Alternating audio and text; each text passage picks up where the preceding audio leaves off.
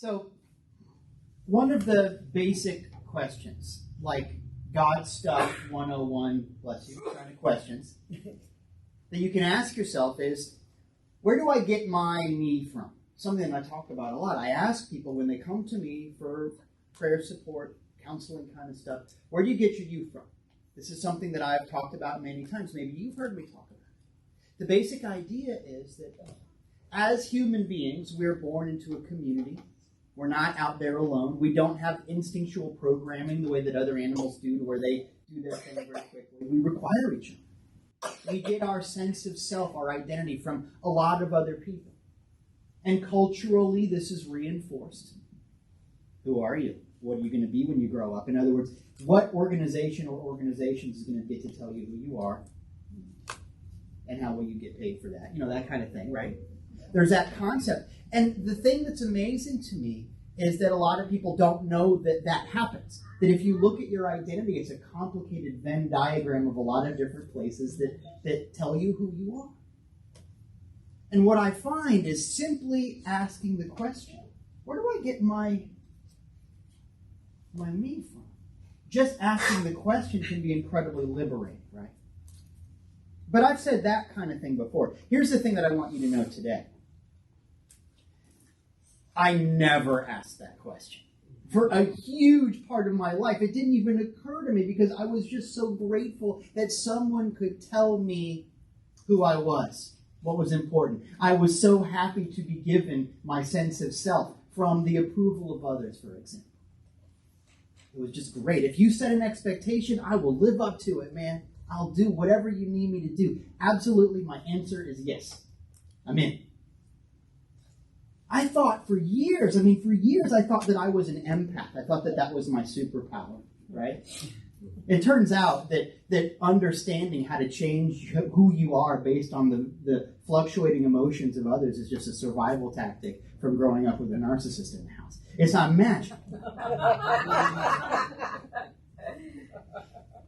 I was a gifted child. I don't know what that means, but what it meant for me was that I was guaranteed to get good grades no matter what, that whatever you needed me to do, I was going to do. I started college when I was 13. It was that kind of thing. I was doing the thing. And no matter what I did, it was important to me to try to get approval from other people. Does any of this sound familiar, or is it just me? Probably just me, right? Yeah. The 13 at college thing.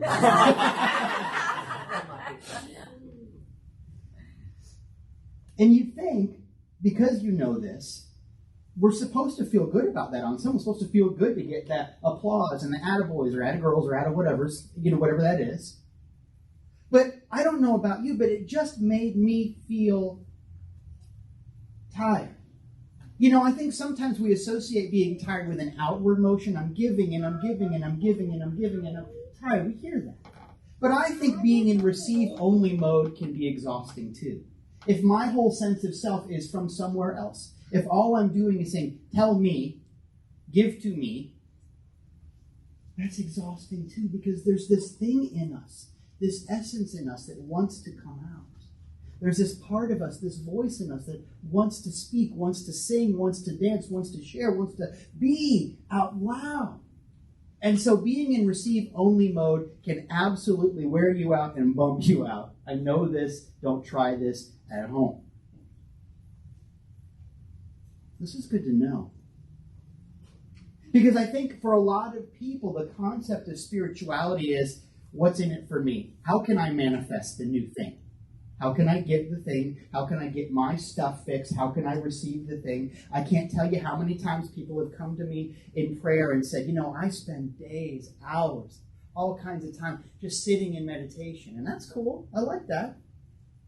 I spend so much time reading about it and thinking about my stuff.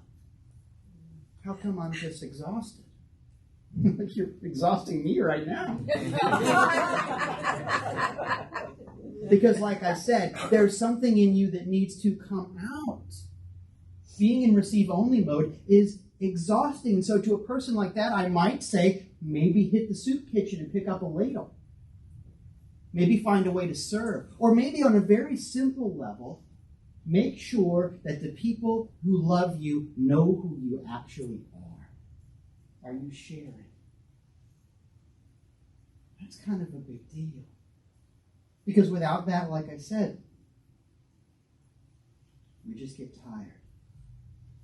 And it's a tricky thing to say. When I say go do a thing, which is kind of my whole thing, go do a thing. When I say that, it's tricky because the trauma response is usually no. When I'm tired, when I feel beat up, my answer is no. I put up a wall. I don't want to do the thing. Can you show up? No. Can you look at someone who's different than you like they're not different than you? No. I set up rules. I set up walls. I set up boundaries. And sometimes they're very complicated ones. One time I gave a talk, I was guest speaking, and I was sitting like kind of in the chair like that.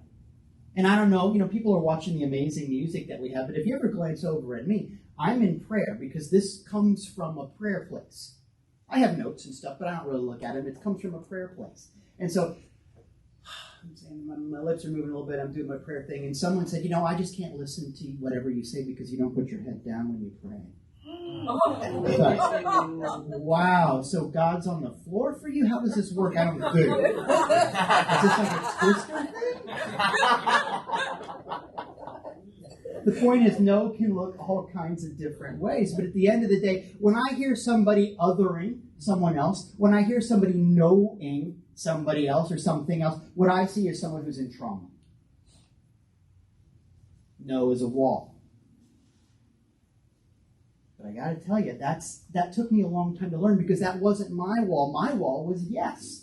Like I said, people pleaser all the way down to the ground. So if somebody asked me something, I would do it because I wanted approval from them. But they never got to know who I was. I would just go do the thing. You don't know what I really think. Most of the time, I think you're a jerk. But I'm not going to tell you that. Yes, for me, was my wall. Perhaps you know what I mean. But one way or the other, yes or no, it has nothing to do with what you're saying. It has to do with something more fundamental. And it is this. Are you engaging? Do the people who love you know who you are? Whether your yes is yes or your no is no or your whatever is whatever, do the people who love you know who you are? Are you sharing something from inside? And I recognize that sounds weird. Because so often we are taught this like weird Instagram hustle culture thing where the idea is to stuff everything down. Do you remember when you used to go to a church that said stuff everything down and someday you go to heaven? Now it's stuff everything down and you can get that bread and get successful. It's the same message. If you can learn how to get up a half hour earlier and do 400 push-ups and invest, I don't know, Bitcoin, whatever, if you can do the thing, if you can stuff yourself down, then somehow you'll be successful. And I say, what the heck is success? If nobody even knows who you are and you don't either, what's the point of the thing?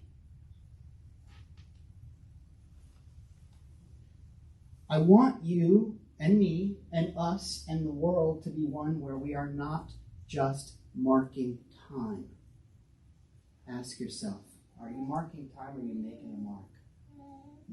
Are you doing something where people know who you are? And I got to this place where I was just so full and so tired of just hiding. The wall got so big for me, of being a people pleaser, being a reflexive yes person and the whole thing. I got so tired that I knew something had to give. And this affirmation, this mantra came to me in prayer, and I want to share it with you. If you're the kind of person who writes things down, I encourage you to write this down because it was impactful for me. In fact, I'm going to ask you to say it with me. There's my grandson back there. Let's just all pause and look at my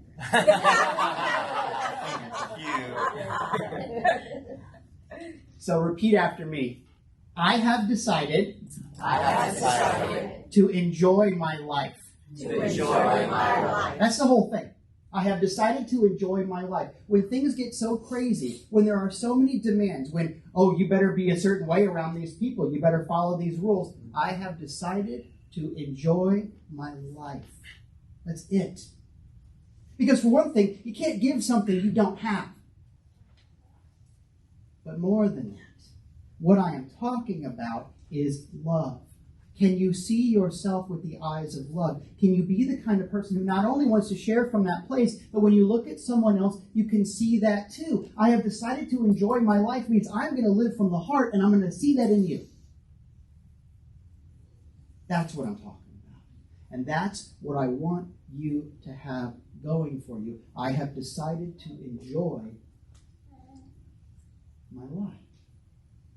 It's supposed to look like love. And so ask yourself, well, what does love look like? You know? What's the story that you tell yourself? Is it a kind one?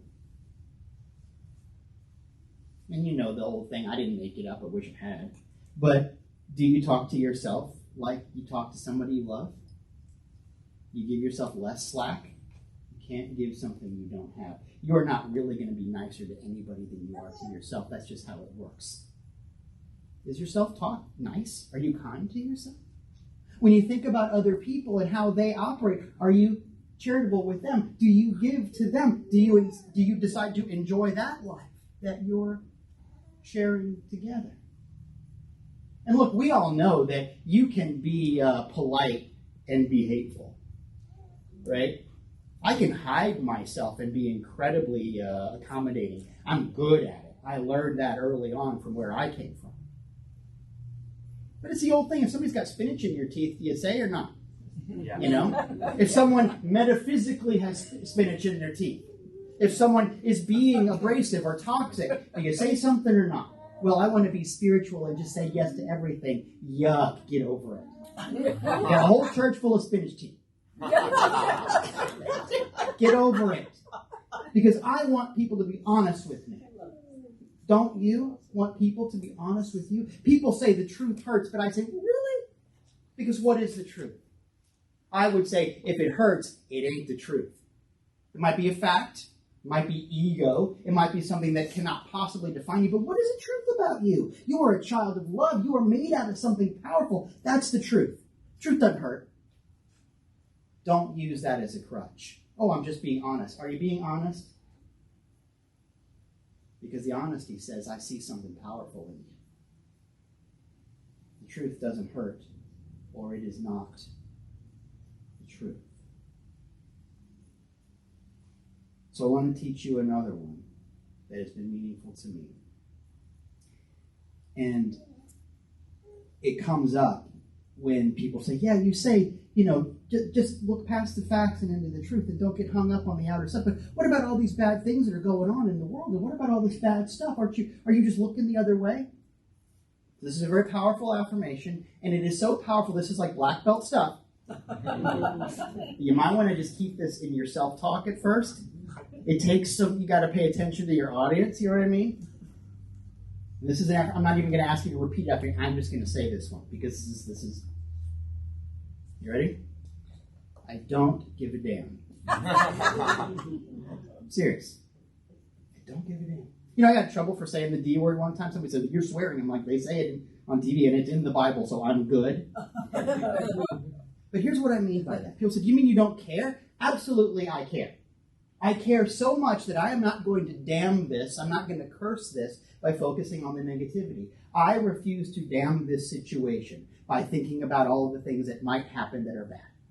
I refuse to damn when someone comes to me saying, can we pray about healing? What I don't want to hear is, here are all the things that are broken. I want to hear, here's how I am triumphant. We're not ignoring it, but we're seeing past it. See through the facts and into the truth by not giving a damn, by not cursing it. In other words, can you, this is simple, be a blessing? Can you be a blessing? And that's supposed to be easy because, like I said, the truth is easy. I think about how hard I used to work just to figure out who I was. Remember when you were a teenager? Gosh, the struggle of that. It's like, oh, my identity comes from this band. Or my identity comes from this team. Or my identity comes from the Rocky Horror Picture Show. That was huge for me. My identity comes from this thing that I do or this outfit that I wear. Remember that? Remember that feeling of being a teenager but just being so hungry for definition?